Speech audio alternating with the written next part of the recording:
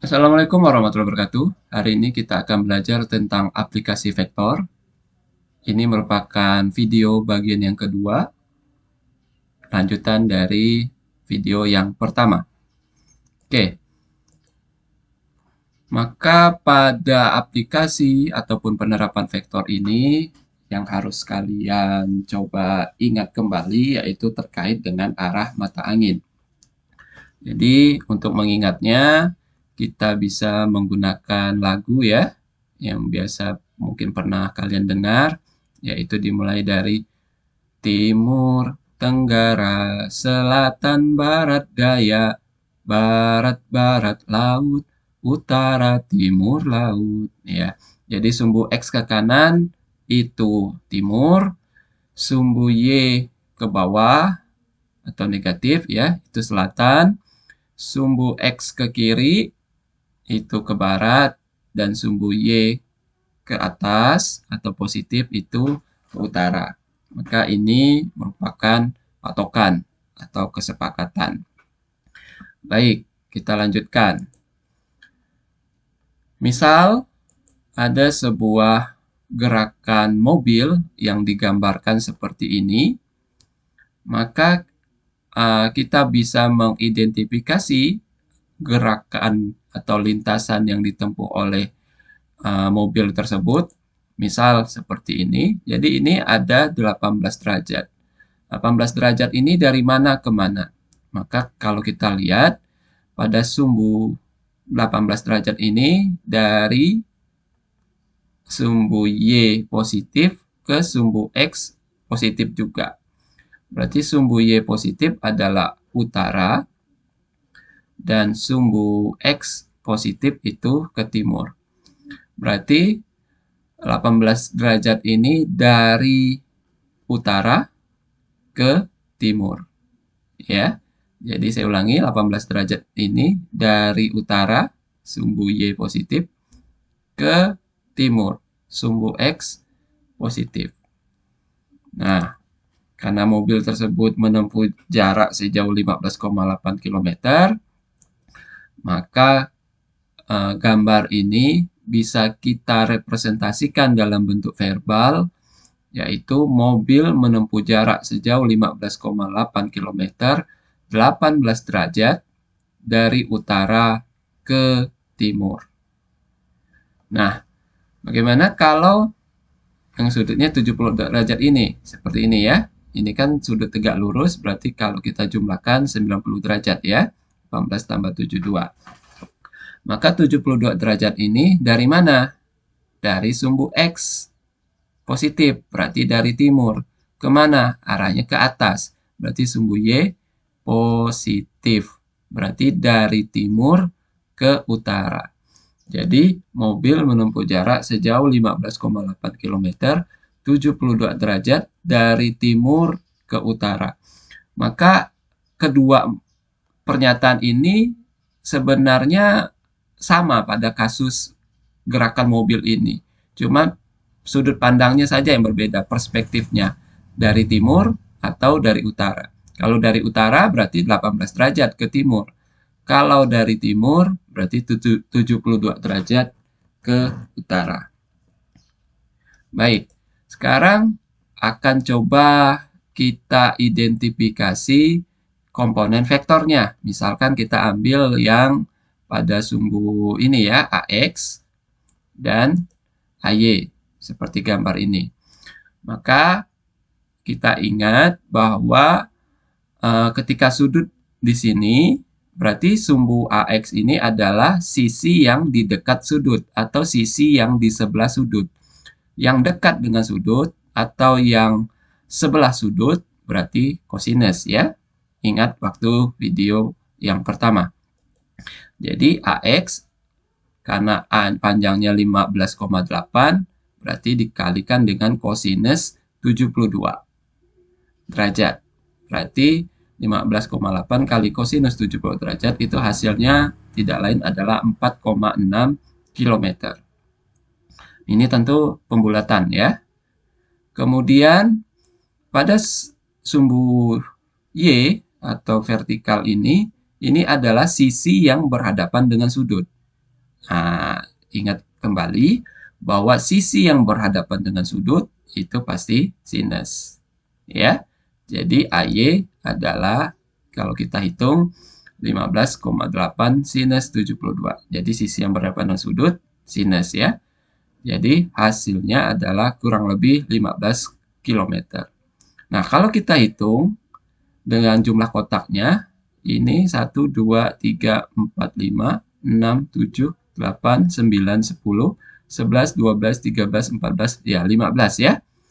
Jadi pada sumbu vertikal atau AY di sini 15. Sedangkan yang horizontal atau sumbu X itu tidak sampai ke 5, maka wajar di sini 4, lebih ya.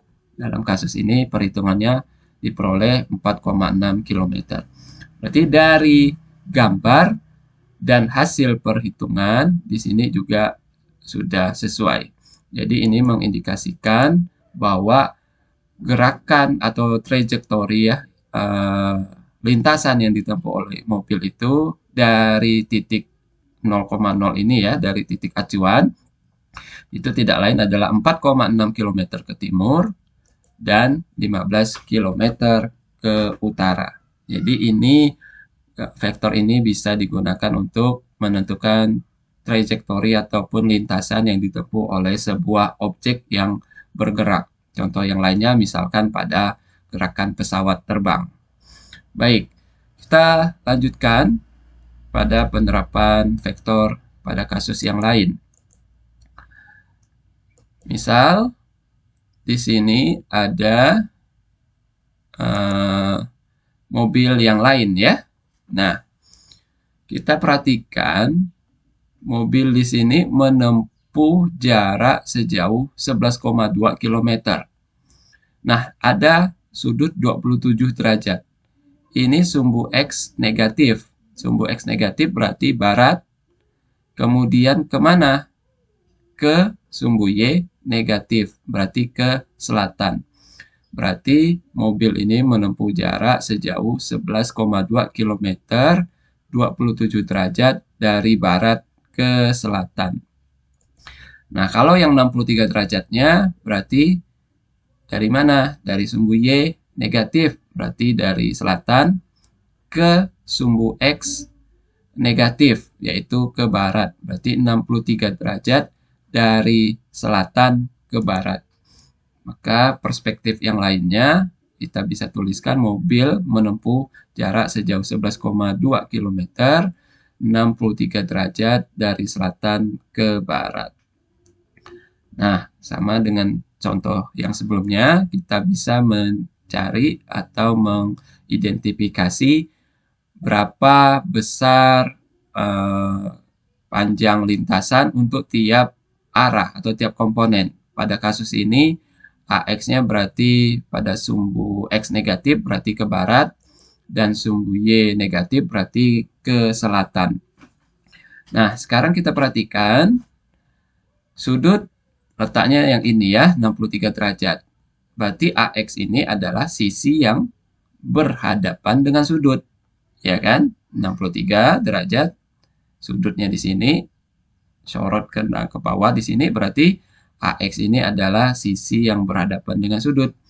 Berarti AX sama dengan 11,2 sin 63 derajat. Nah, hasilnya tidak lain adalah 10 km.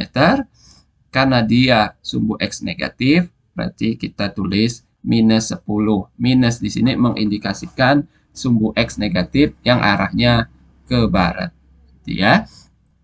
Nah, untuk sumbu Y tidak lain adalah ke selatan ya. Dan sumbu Y ini atau sisi AY ini adalah sisi yang bersebelahan dengan sudut atau sisi yang dekat dengan sudut. Maka AY A kosinus 63 derajat. Berarti AY sama dengan 11,2 kosinus 63 derajat dan hasilnya adalah minus 5,1 km. Nah, maka pergerakan mobil ini adalah 10 km ke barat dan kalau kita hitung memang di sini ada 10 kotak ya yang arahnya ke sumbu X negatif atau ke barat. Jadi sesuai, di sini 10 km ke barat, dan sumbu Y itu arahnya ke bawah, ada 5 lebih sedikit ya. Jadi ke selatan 5,1 km ke selatan. Arahnya ke bawah, sumbu Y negatif. Jadi sesuai ya, baik dari gambar maupun perhitungan secara penerapan setiap komponen vektornya. Oke, baik kita lanjutkan. Nah, ini ada kasus yang lain, yaitu untuk menentukan resultan dari ada 3 buah gaya yang bekerja pada sebuah objek, maka diminta untuk menentukan resultan ketiga gaya ini. Maka caranya kita uraikan komponen vektor setiap gaya. Oke, kita lakukan yang pertama adalah vektor gaya yang pertama, atau kita singkat saja F1. Nah, F1 punya komponen yaitu F1X dan F1Y. Nah, coba Anda perhatikan F1X berhadapan atau bersebelahan dengan 37 derajat. F1X di sini bersebelahan kan? Kalau bersebelahan berarti kosinus ya. Jadi F1X 24 karena besarnya adalah 24 Newton, 24 dikali kosinus 37 derajat. Hasilnya adalah 19,2 Newton. Nah, pada sumbu Y itu sisi yang berhadapan dengan sudut. Sisi yang berhadapan dengan sudut berarti sinus. Jadi F1Y 24 sin 37 derajat. Maka F1Y ini kita peroleh 14,4 Newton. Selesai untuk vektor gaya ataupun F1 ini. Kita lanjutkan yang F2. Nah, F2 cuma memiliki komponen pada sumbu X. Dan arahnya ini ke kiri ya. Maka F2X sama dengan minus 20 Newton. Sedangkan pada sumbu Y dia tidak memiliki arah pada komponen Y, maka F2Y-nya sama dengan 0. Kemudian untuk yang gaya ketiga atau F3, kita uraikan komponen vektornya, yaitu F3Y dan F3X. Nah, kita perhatikan di sini sudut 30 derajat ada di sini, maka F3X ini adalah sisi yang berhadapan dengan sudut. Berhadapan berarti sinus ya. Maka F3X 36 sinus 30 derajat. Maka hasilnya 18 Newton positif karena arahnya ke kanan. Sumbu X positif. Kemudian untuk sumbu Y berarti sisi yang bersebelahan dengan sudut. Berarti F3Y 36 kosinus 30 derajat. Maka hasilnya adalah minus 31,2 Newton. Kenapa minus? Karena arahnya pada sumbu Y negatif atau ke bawah. Setelah kita dapatkan komponen-komponen vektor setiap gaya, maka selanjutnya kita mencari resultan setiap komponen. Yaitu yang pertama sumbu X berarti sigma Fx tambah F1X tambah F2X tambah F3X yang hasilnya adalah 19,2 ditambah F2X-nya negatif minus 20 ditambah 18 maka ini hasilnya 17,2 Newton. Kemudian hal yang sama kita lakukan pada sumbu Y. Berarti sigma Fy F1Y tambah F2Y dan tambah F3Y. Maka kita peroleh 14,4 ditambah 0 ditambah minus 31,2 Newton. Kita peroleh hasilnya minus 16,8 Newton. Kemudian untuk mencari besar gaya, artinya resultan ketiga gaya tersebut, maka kita gunakan persamaan ini. F sama dengan sigma Fx dikuadratkan ditambah sigma Fy dikuadratkan. Maka kita peroleh 17,2 dikuadratkan ditambah minus 16,8 dikuadratkan, itu hasilnya setelah diakarkan sebesar 24 Newton.